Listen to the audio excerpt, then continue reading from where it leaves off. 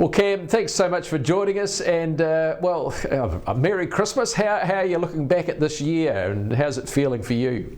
Oh, look, it's been a busy one, but then aren't they all really? We've had for me personally, I think having a year of greenhouse gas chat nearly every day with the He Waka program has been, it has taken its toll on everybody, I think. So I'm quite pleased for that piece of work to be nearing its finale and to be looking forward to hopefully a brighter outcome for that next year. How are you feeling? What are your thoughts about what may be announced by the government? Yeah, look, I think they've understood some of the disappointment and anger that farming has seen with the response that they've had from when the government put their own proposals out, and we've seen a number of loosenings of their position. So what my hope is that we'll actually see a little bit more of that next year as they begin to understand why we're saying what we're saying. So I think to their credit, we are making progress there, but there's still a few issues that we need to deal with. And as to where you're at the moment, I mean, in terms of North Canterbury, you're in the Oxford area, of course, great part of the world, but is that okay? It's a bit dry, or what's the case at the moment? Oh, we seem to be getting very North Island weather. We have 2 days of dry and then 2 days of bucketing rain, and then it turns humid, and I moved south to get away from that sort of weather, to be honest. So look, it's been very odd for Canterbury. Easterly weather pattern, the third year in a row of La Nina weather. We get a lot more cloud, a lot of grey days, but very muggy and warm, which isn't necessarily all that good for the grass. We need sunshine hours here. We can make it rain whenever we like, so we'd prefer blue skies and sunshine, but we're just not getting that. So yeah, I think everyone's struggling a little bit for grass growth. We're not dry, everything's still looking green, but yeah, just not the top growing conditions that we're normally used to this time of year. And what about you in terms of, you know, the costs, the inflation, the input costs going through the roof and things? I mean, you must be noticing a huge impact on just generally on the day-to-day running of the farm and how much it costs now. Yeah, absolutely. I mean, for dairy farmers, we spend about 2/3 of our cost structure in the first 4 to 5 months of the season, and we've come to the end of that period now. So I've certainly felt it in the cash flows that budgeting back in June.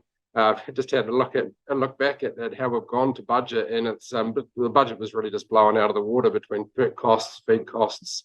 It's been very, very difficult to plan ahead with cost shifting so quickly. So normally, with a $9 a payout above $9, would be sitting on a fairly healthy cash flow surplus at the moment, but it just hasn't happened this year with the cost structures up. So really, really hopeful that payout does stay up, because really margins are surprisingly thin this year.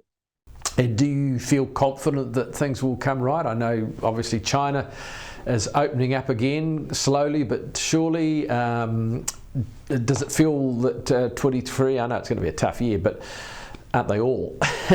But do you feel any sort of sense of optimism that things could turn around a wee bit? Yeah, look, I think the commentary seems to be that prices are stabilising. There was a lot of talk earlier that it was going to go above $10 and then it was going to drop below $8, and I think the commentary seems to be that actually things have a lot of the changes has kind of happened.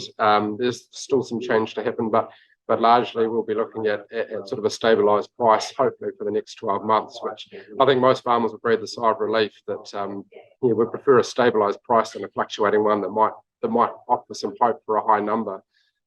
So yeah, I think after a year of a lot of change, a lot of uncertainty, some stabilised milk pricing would make it a whole lot easier to plan ahead for everybody, not just dairy or all farmers, I think. And I guess we could finish our year with some highs and lows. I know, as you say, you've been heavily involved with the He Waka and the steering committee there, which certainly it's had its own highs and lows, hasn't it? Yeah, it has. I mean, I think it was a real high back in May when we put the proposal together that we had all the partners on board. It was a rough road, and there was a number of points where, for whatever reason, various partners felt that they weren't going to continue, and we made it to the finish line, which I think is a huge achievement for the industry. Obviously, it's been a rocky road since then. There's probably been some lows in terms of how that was kind of received, I guess, by the industry, and how the government decided to put out their own proposals after working with us for such a long time. So I think almost a high and a low within about weeks of each other, to be honest. So I think overall the industry is still working very well together, still communicating very, very well, and I think we've learned a lot from that process, and would hope that there's a lot more collaboration for the many policy processes that have yet to come.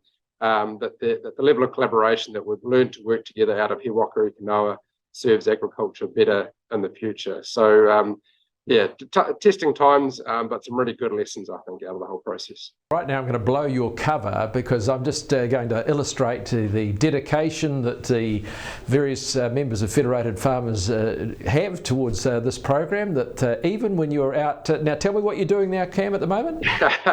I'm out doing some early Christmas shopping. But you still found time to have a chat with me sitting in a store somewhere in Christchurch, presumably. Well, that's dedication beyond the call. I really appreciate it. I'm always happy to talk ag with you, Mark. Good on you, man. Have a great Christmas with your family, and we'll look forward to 23. Yeah, we'll do. Thank you. You too.